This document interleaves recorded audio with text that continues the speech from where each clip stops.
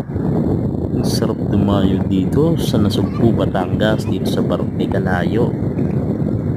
Tignan mo naman ang babaw ng tubig.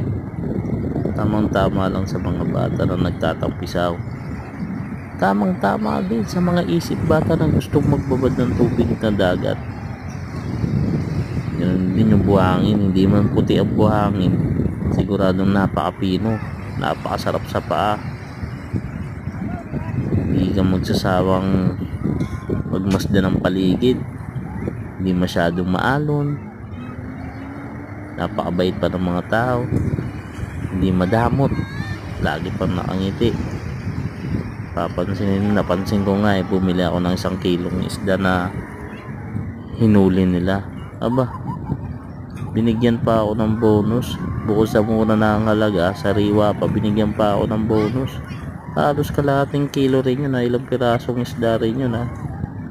Pinahiram din kami ng mga gamit kasi kulang din yung mga dala naming gamit panluto.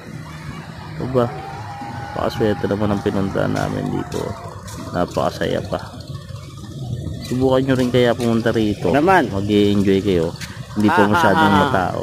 Nakaka-relax talaga.